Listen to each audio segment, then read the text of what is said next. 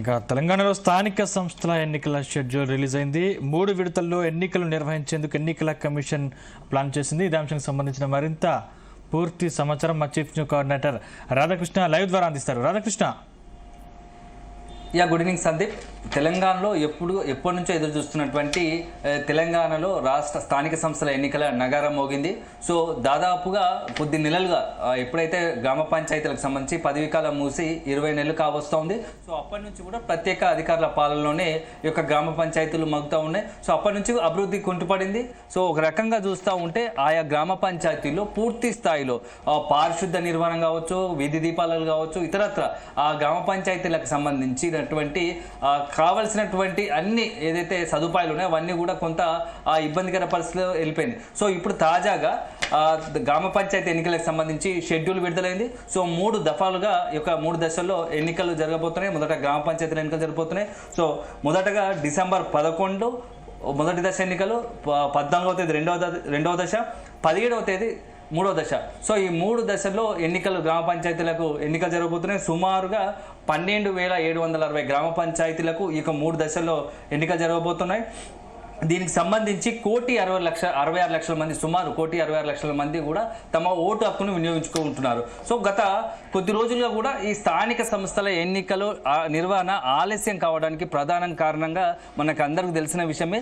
ఎందుకంటే రాష్ట్ర ప్రభుత్వము బీసీలకు 42% రిజర్వేషన్ కల్పించాలని ముందు నుంచి భావించింది. సో దానికి అనుగుణంగానే ఇక రాష్ట్ర ప్రభుత్వము ఏదైతే కులగణన చేసిందో, కులగణన తర్వాత ప్రత్యేకంగా ఒక బిల్లును అసెంబ్లీలో ప్రవేశపెట్టి ఆ బిల్లును కేంద్రానికి పంపింది. సో గవర్నర్ ఆ బిల్లు ప్రస్తుతానికి పెండింగ్ ఉంటూ వచ్చింది. ఆ తర్వాత ప్రత్యేక ఒక ఆర్డినెన్స్ కూడా తీసుకొచ్చింది. ప్రస్తుతం గవర్నర్ వద్ద పెండింగ్ ఉంది. ఇట్లా ఉండగానే న్యాయస్థానాలకు సంబంధించి అదే గ్రామ పంచాయతీ ఎన్నికలకు సంబంధించి కూడా ప్రత్యేకంగా జీవో నంబర్ 9 కూడా రాష్ట్ర ప్రభుత్వం విడుదల చేసింది. సో దానికి సంబంధించి కొంతమంది పిటిషనర్లు రాష్ట్ర హైకోర్టును సంప్రదించారు. ఈ నేపథ్యంలో హైకోర్టు కూడా పూర్తి స్థాయిలో హైకోర్టు దానికి సంబంధించి విభేదిస్తూ దానిపై స్టే విధించడం కొట్టేసింది. అప్పటి నుంచి కూడా అప్పటికే జీవో నెంబర్ 9 ఇస్తూనే బీసీలకు 42% రిజర్వేషన్ కల్పిస్తూ ఒక ప్రత్యేకంగా ఎన్నికలకు సంబంధించి జీవో విడుదల చేయడము, ఎన్నికల సంఘం కూడా షెడ్యూల్ విడుదల చేసింది. సో రెండింటి పైన కూడా గతంలో జరిగిన హైకోర్టు విచారణలో బాగా వాటిపై స్టే విధిస్తూ పూర్తి స్థాయిలో ఆ యొక్క ఎన్నికలను కొట్టివేస్తూ తీర్పిచ్చింది. సో అప్పటి నుంచి కూడా రాష్ట్ర ప్రభుత్వం మరొకసారి సుప్రీంకి వెళ్ళాలని భావించింది. సో బీసీలకు 42% రిజర్వేషన్ ఇవ్వాలని ముందస్తుగా భావించినప్పటికీ ఆ సుప్రీం కూడా గతంలో ఆ చర్చ భాగంగా సుప్రీంలో కూడా ఆ 50% రిజర్వేషన్లకు సంబంధించి ఏదైతే 50% రిజర్వేషన్లు ఉన్నాయో అది రాజ్యాంగబద్ధంగా 50% రిజర్వేషన్లు మించకూడదని గతంలో ఇచ్చిన సుప్రీం ఆదేశాలు ఉన్నాయి కదా, దానికి అనుబంధంగానే అనుగుణంగానే ఈ యొక్క రాష్ట్ర ప్రభుత్వం కూడా రిజర్వేషన్ ఉండాలని చెప్పేసి కూడా స్పష్టం చేసింది. ఈ నేపథ్యంలో ఇప్పుడు రాష్ట్ర ప్రభుత్వం ఏదైతే విడుదల చేసిన ప్రత్యేక జీవో 9 ఉందో వచ్చినటువంటి రిజర్వేషన్లు అన్నీ కూడా 50% మించి ఉండడంతో అది పూర్తి స్థాయిలో ఒక ఎన్నికలు రద్దు చేయడం అవన్నీ జరిగిపోయినాయి.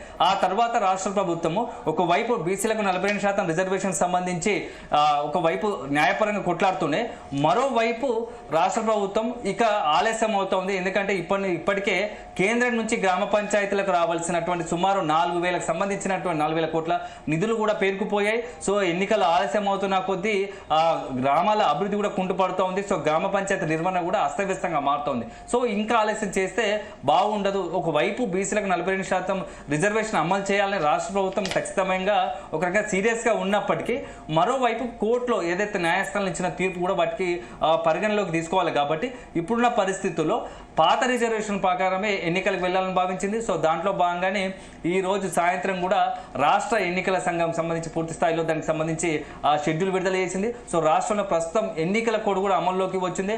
నిన్న 2-3 రోజులు కూడా గత 2-3 రోజులు జరుగుతున్న పరిణామాలు కూడా సీఎం కొడంగల్ నియోజకవర్గంలో కూడా తన సొంత నియోజకవర్గం నిన్న పర్యటించిన సందర్భంలో 2-3 రోజుల్లో కూడా ఎన్నికల షెడ్యూల్ విడుదలయ్యే అవకాశం ఉందని చెప్పేసి కూడా ప్రకటించారు. సో సీఎం చెప్పిన మర్నాడే సాయంత్రం 24 గంటలు గడవక ముందే ఇప్పుడు ఎన్నికల షెడ్యూల్ కూడా విడుదలైంది. సో ఈ రోజు నుంచి మొత్తం తెలంగాణ వ్యాప్తంగా కూడా ఎన్నికల కోడ్ అమల్లోకి రాబోతోంది. సో మొత్తంగా చూస్తూ ఉంటే ఇప్పుడున్న దానికి సంబంధించి మొదటి ఫేజ్ నామినేషన్ నవంబర్ 27 తేదీ నుండి కూడా మొదటి దశ సంబంధించి ఎన్నికలకు సంబంధించి నామినేషన్ ఉండబోతోంది. రెండవ దశ నామినేషన్ 30వ తేదీ, మూడవ సంబంధించి ఎన్నికలకు సంబంధించి డిసెంబర్ 3వ తేదీ నుండి ఈ నామినేషన్ ప్రక్రియ మొదలు కాబోతోంది. సో దాదాపుగా సంవత్సరం 20 నెలల తర్వాత మరొకసారి స్థానిక సంస్థలకు సంబంధించి గ్రామ పంచాయతీల ఎన్నికల నేపథ్యంలో రాష్ట్ర వ్యాప్తంగా మొత్తం కూడా గ్రామ పంచాయతీలు ఒక ఎన్నికల వాతావరణం కోలాహలం సందడి నెలకొంది. సో ఒక రకంగా చూస్తూ ఉంటే గ్రామ పంచాయతీల్లో చాలా రోజుల తర్వాత మళ్ళీ ఎన్నికలు వస్తుండడంతో మొత్తం గ్రామాల్లో కూడా కొత్త ఎన్నికల వాతావరణం కోలాహలం నెలకొంది. సో ఎప్పటి నుంచో చూస్తున్నటువంటి సంబంధించి ఈ ఎన్నికలకు రావడంతో పెద్ద ఎత్తున ఆశావాహులు తమ ఎన్నికల కోసం ఎన్నికలకు సంబంధించి పాల్గొనడానికి సర్పంచ్గా తమ అదృష్టం పరీక్షించుకోవడానికి సిద్ధమవుతున్నారు. సో ఇప్పుడున్న పరిస్థితుల్లో ఇప్పుడు ఎన్నికలు కూడా అన్ని రాజకీయ పార్టీలకు కూడా చాలా అత్యంత ప్రతిష్టాత్మకంగా మారాయి. ఒక రకంగా చెప్పాలంటే నిన్న మొన్నటి వరకు ఈ యొక్క స్థానిక సంస్థల ఎన్నికల తర్వాతే రాష్ట్ర రాజకీయాలకు సంబంధించి ఏ పార్టీకి పట్టుంది గ్రామాల్లో అనేది కూడా ఒక స్పష్టమయ్యే అవకాశం తెలుస్తుంది. సో సర్పంచ్ ఎన్నికలు ఒక పార్టీ గుర్తుపై జరగనప్పటికీ ఆయా పార్టీలు మద్దతు ఇచ్చిన అభ్యర్థులు రంగంలో దిగే అవకాశం ఉంటుంది. సో మొత్తంగా మొదటగా ఇంకా సర్పంచ్ ఎన్నికలు జరగబోతున్నాయి. సో సర్పంచ్ ఎన్నికలు ముగిసిన తర్వాత నెక్స్ట్ జెడ్పీటీసీ ఎంపీటీసీ ఎన్నికలు జరగబోతున్నాయి. అయితే ఇప్పుడు మనకు కొంత తాజాగా అందుతున్న సమాచారం ప్రకారం ఏదైతే ప్రభుత్వం జీవో సంబంధించి రిజర్వేషన్ అమలు చేసిందో దానికి సంబంధించి మొత్తంగా కూడా ఇప్పుడు ఎందుకంటే రాష్ట్రంలో హై టాపిక్ మొత్తంగా కూడా బీసీలకు సంబంధించి ఒక టాపిక్ నడుస్తోంది. సో బీసీలు మొదటి నుంచి కూడా రాష్ట్ర ప్రభుత్వం ఏదైతే హామీ ఇచ్చిందో 42% రిజర్వేషన్ ఖచ్చితంగా అమలు చేయాల్సిందే అని చెప్పేసి రాష్ట్రానికి సంబంధించిన బీసీ సంఘ నాయకులు మొత్తంగా కూడా డిమాండ్ చేస్తూ వస్తున్నారు. కొద్ది రోజులుగా కూడా నిరసన వ్యక్తం చేస్తున్నారు. ప్రభుత్వం హామీ ఇచ్చింది, ఆ హామీ మేరకే బీసీలకు ఖచ్చితంగా 42% రిజర్వేషన్ అమలు చేశాకే ఎన్నికలకు వెళ్ళాలని చెప్పేసి డిమాండ్ చేస్తూ ఆందోళన నిర్వహిస్తూ వస్తున్నారు. తాజాగా ప్రభుత్వం మాత్రం అవన్నీ పట్టించుకోకుండా ఒకవైపు బీసీలకు సంబంధించి డిమాండ్ వస్తున్నప్పటికీ ఇప్పుడున్న పరిస్థితుల్లో ఎన్నికల నిర్వహణ మరింత ఆలస్యం చేయకూడదు. ఎందుకంటే 2 అంశాలు చాలా ముడిపడి ఉన్నాయి. ఎందుకంటే ఒకటి గ్రామాల అభివృద్ధి, పల్లెల అభివృద్ధి ఒకటి ముఖ్యమైతే అదే సందర్భంలో కేంద్రం నుంచి గ్రామ పంచాయతీలకు రావాల్సిన నిధులను కూడా ఆ కేంద్రం నుంచి రాబట్టుకోవడం అత్యంత చాలా ప్రాధాన్యత కూడింది. సో ఈ 2 విషయాల్లో ప్రభుత్వం వాటికే ప్రాధాన్యతనిస్తూ బీసీలకు సంబంధించి న్యాయపరంగా 42% రిజర్వేషన్ భవిష్యత్తులో కొట్లాడుతూనే దానిపై న్యాయస్థానాల్లో ఒకవైపు పోరాటం కొనసాగిస్తూనే మరోవైపు మాత్రం ఖచ్చితంగా ఎన్నికలు నిర్వహించాల్సింది ఇప్పటికే ఆలస్యమైందనే ఒక ఉద్దేశంతో ఒక భావనలో రాష్ట్ర ప్రభుత్వం ఉంది. సో మరొకటి ఇప్పుడున్న పరిస్థితుల్లో ఇక గ్రామ పంచాయతీల ఎన్నికలు నిర్వహిస్తే ఇక కాంగ్రెస్ ప్రభుత్వం సీఎం రేవంత్ రెడ్డి కూడా పూర్తి స్థాయిలో పాలనపై ఒక ప్రభుత్వం పట్టు సాధించే అవకాశం ఉంది. పూర్తి స్థాయి పాలనపై దృష్టి పెట్టే అవకాశం ఉంటుందనే ఒక భావనలో సీఎం రేవంత్ రెడ్డి ఉన్నాడు. సో దానికి అనుగుణంగానే ఇటీవల కొన్ని కార్యక్రమాలు చేపట్టడం, అదే సందర్భంలో ఇక చీరల పంపిణీకి సంబంధించి కూడా చాలా అత్యంత ప్రతిష్టాత్మకంగా తీసుకుంది. సో చీరలకు సంబంధించి తెలంగాణ వ్యాప్తంగా ఉన్న ఆడపడుచులకు చీరల పంపిణీ కార్యక్రమం తీసుకొచ్చింది. సో ఈ మొత్తంగా చూస్తుంటే గ్రామ పంచాయతీలకు ఎన్నికలకు రాష్ట్ర ప్రభుత్వం పూర్తి స్థాయిలో సన్నద్ధమైంది. అయితే ఇప్పుడు ఒక అంశం ఏంటంటే బీసీ సంఘాలు ఎలా రియాక్ట్ అవుతాయి. ఎందుకంటే ప్రభుత్వం ఏదో ఎన్నికల సంఘం ఎన్నికలు నిర్వహించడానికి సిద్ధపడ్డాయి. సో 42% రిజర్వేషన్ అమలు కావడం అసాధ్యమని నిరూపితమైంది. సో ఈ నేపథ్యంలో బీసీ సంఘాలు మళ్ళీ ఎలా రియాక్ట్ అవుతాయి ఎన్నికలకు సంబంధించి, ఎందుకంటే మొదటి నుంచి కూడా జాజుల శ్రీనివాస్ గౌడ్ కావచ్చు, ఆర్ కృష్ణ లాంటి కావచ్చు, అదేవిధంగా గతంలో పలు మేధావులు మొదటగా జస్టిస్గా పనిచేసినటువంటి ఈశ్వరయ్య లాంటి వారు, అదే చంద్రకుమార్ లాంటి వారు, అదే సందర్భంలో ఐఏఎస్ సంబంధించి చిరంజీవులు పనిచేస్తారు. వీళ్ళంతా కూడా మొదటి నుంచి ప్రభుత్వం తీసుకొస్తుంది. రాష్ట్ర ప్రభుత్వం ఏదైతే ఒక ఫాలో అవుతున్న రిజర్వేషన్ విషయంలో పూర్తి స్థాయిలో అంటే నిబంధనలకు విరుద్ధంగా ఉంది, ఇది న్యాయస్థానంలో కూడా నిలబడదని చెప్పినా కూడా ప్రభుత్వం మొండిగా వ్యవహరించి ప్రస్తుతానికి ఇలా తీసుకొచ్చింది. అంటే ఒక రకంగా మొత్తం బీసీ సంఘాల్లో బీసీలో కూడా ప్రభుత్వం మమ్మల్ని వంచింది అనే ఒక భావనలో ఉన్నారు. సో ఈ నేపథ్యంలో మరి బీసీ సంఘాలు బీసీ నాయకులతో రాష్ట్ర ప్రభుత్వం ఏ విధంగా వివరించబోతోంది, ఎలా వాళ్ళని కూల్ చేయబోతుంది అనేది మాత్రం కూడా మనం వెయిట్ చేయాల్సి ఉంటుంది. సో అల్టిమేట్గా అయితే ఇప్పుడు మొత్తంకైతే రిజర్వేషన్ విడుదలైన క్రమంలో దాంట్లో కొన్ని అంశాలు ఆసక్తికరంగా ఉన్నాయి. సో మొత్తంగా కూడా కొన్ని జిల్లాలో చాలా బీసీ వర్గాలకు సంబంధించిన సర్పంచ్ స్థానాల సంఖ్య పైన కూడా కొంత ఆసక్తికర చర్చతో పాటు విమర్శలు కూడా వస్తూ ఉన్నాయి. ముఖ్యంగా భద్రాద్రి కొత్తగూడెం జిల్లాలో బీసీలకు సర్పంచ్ స్థానాలు లేదు. మొత్తం ఎన్టీఆర్ జిల్లాలో భద్రాద్రి కొత్తగూడెం జిల్లాలో బీసీలకు ఒక్క స్థానం లేకపోవడం, కేవలం 0 స్థానానికి పరిమితంగా కూడా కొంత తీవ్ర విమర్శలు వస్తున్నాయి. సో మరి దీనిపైన ప్రభుత్వం ఎలా రియాక్ట్ అవుతుందో చూడాలి. అదే సందర్భంలో మొత్తంగా కూడా సంఖ్యాపరంగా సిద్దిపేట జిల్లాలో 136 స్థానాలు బీసీలకు కేటాయించారు సర్పంచ్ స్థానాలు. అదేవిధంగా అత్యధికంగా పర్సెంటేజ్ ప్రకారం చూసుకుంటే 27.45% జోగులాంబ గద్వాల జిల్లా అత్యధికంగా బీసీలకు సర్పంచ్ స్థానాలు కేటాయించారు. కేటాయించడం జరిగింది. అదే సందర్భంలో సుమారు మొత్తం ఎన్టీఆర్ జిల్లాలో 7 జిల్లాల్లో బీసీలకు రిజర్వేషన్లు 10% కూడా మించలేదు. సో 10% రిజర్వేషన్లు కూడా ఈ బీసీలకు 7 జిల్లాల్లో మొత్తంగా కూడా అంటే చాలా ప్రాధాన్యత కలిగిన జిల్లాల్లో బీసీలకు 10% కూడా రిజర్వేషన్ మించలేదని చెప్పేసి ఒక విమర్శలు ఉన్నాయి. సో దీనికి సంబంధించి మరి ఎలా రియాక్ట్ అవుతారు ఇటు బీసీ సంఘాలు కావచ్చు, రాష్ట్ర ప్రభుత్వం.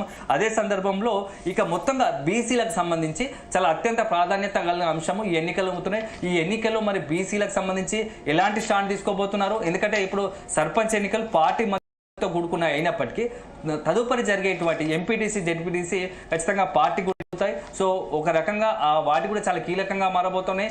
జూబ్లీహిల్స్ ఉప ఎన్నిక తర్వాత ఏదైతే రేవంత్ ప్రభుత్వం ఖచ్చితంగా స్థానిక సంస్థల ఎన్నికలు నిర్వహించి స్థానిక సంస్థ ఎన్నికల్లో కూడా తమ హవాను, తమ సత్తాను చాటాలని ఉవ్విల్లుడుతూ ఉంది. సో జూబ్లీహిల్స్లో గెలిచాము, సో పట్టణంలో గెలిచాము, పల్లెల్లో కూడా కాంగ్రెస్కు ఆదరణ ముందే నిరూపించుకోవాలనే ఒక ఆలోచనలో ఇటు రేవంత్ రెడ్డి కాంగ్రెస్ పార్టీ ఉంది. సో ఇదే నేపథ్యంలో మరోవైపు ఇటు బీఆర్ఎస్ కూడా జూబ్లీహిల్స్ ఉప ఎన్నికల్లో కాస్త మేము వెనుకడుగు వేసినప్పటికీ కొన్ని పరిస్థితులు అక్కడ మాకు అనుకూలంగా లేనప్పటికీ పల్లెల్లో పూర్తి స్థాయిలో బీఆర్ఎస్కు పట్టు ఉంది. ప్రస్తుతం మొత్తం కూడా రాష్ట్ర ప్రభుత్వం సీఎం రేవంత్ రెడ్డి అమలు చేస్తున్న సంక్షేమ పథకాలు ఏవైతే ఉన్నాయో ప్రజలకు అందడం లేదు. అదే సందర్భంలో సీఎం రేవంత్ రెడ్డి కాంగ్రెస్ ప్రభుత్వం పైన పల్లెల్లోని ప్రజలు తీవ్ర ఆగ్రహంగా ఉన్నారు. సో ఈ ఆగ్రహమే తమకు అనుకూలంగా మారుతుంది. ఖచ్చితంగా స్థానిక సంస్థల ఎన్నికల్లో పల్లె ప్రజలు మొత్తం పూర్తి స్థాయిలో తమకు అండగా నిలబడతారని చెప్పేసి బీఆర్ఎస్ పార్టీ చెప్తా వస్తుంది. అదే సందర్భంలో గతంలో గ్రామ పంచాయతీలో జరిగిన అభివృద్ధి, కేసీఆర్ హయాంలో జరిగిన అభివృద్ధి ఇప్పుడు పూర్తిగా కుంటుపడింది. సో మరొకసారి బీఆర్ఎస్ కి తమ మద్దతు ఉంటుంది. సో కేసీఆర్ ఉన్నప్పుడే బాగున్నాయి అని చెప్పేసి ఒక చర్చ జరుగుతుందని చెప్పేసి బీఆర్ఎస్ చెప్తూ వస్తుంది. బీఆర్ఎస్ పార్టీకి తమకు అనుకూలంగా ఉంటాయని చెప్తుంది. మరోవైపు బీజేపీ కూడా ఇటు బీఆర్ఎస్ అదేవిధంగా కాంగ్రెస్ కి ఆల్టర్నేట్ గా తెలంగాణ ప్రజలు ఇప్పుడు బీజేపీ వైపు చూస్తున్నారు. సో కేవలం అర్బన్ ప్రాంతాల్లో ఇప్పటివరకు బీజేపీ పట్టుందని చెప్పేసి ఏదో ప్రచారం జరుగుతుందో దానికి అదే కాదు పల్లెల్లో కూడా తమకు మద్దతు రాబోతోంది. భవిష్యత్తులో పెద్ద ఎత్తున గ్రామ పంచాయతీలు, ఎంపీటీసీ, జెడ్పీటీసీ ఎన్నికల్లో కూడా బీజేపీ పార్టీ పెద్ద ఎత్తున అత్యధిక స్థానాలు కైవసం చేసుకోబోతుందని చెప్పేసి కూడా బీజేపీ పార్టీ చెప్తోంది. సో మొత్తంగా 3 పార్టీల మరొకసారి స్థానిక సంస్థల ఎన్నికలకు సంబంధించి హోరాహోరీ కొనసాగబోతోంది. సో డిసెంబర్ 17 వరకు కూడా ఈ యొక్క స్థానిక సంస్థల ఎన్నికలకు సంబంధించి కూడా మొత్తం పూర్తి స్థాయిలో ఎన్నికలు కూడా అమల్లో ఉండడము, అందుకు సంబంధించి ఎన్నికలు అదే రోజు ఏ రోజైతే ఎన్నికలు పోలింగ్ జరుగుతాయో అదే సందర్భం 3 గంటల తర్వాత కౌంటింగ్ కూడా ఉండబోతుంది. సో రకంగా ఆసక్తికరంగా ఇక ఈ స్థానిక పోరు కొనసాగబోతోంది. సో మరి తెలంగాణ ప్రజలు దాదాపు సుమారు 1,66,00,000 మంది ఓటర్లు ఏ పార్టీ వైపు, ఏ పార్టీకి అనుకూలంగా ఉంటారో అనేది మాత్రం మనము డిసెంబర్ 17 కల్లా ఒక్కొక్కటిగా మనకు ఫలితాలు వచ్చిన తర్వాత తేలే అవకాశం కనబడుతూ ఉంది. Sandeep, right, thank you Radhakrishna.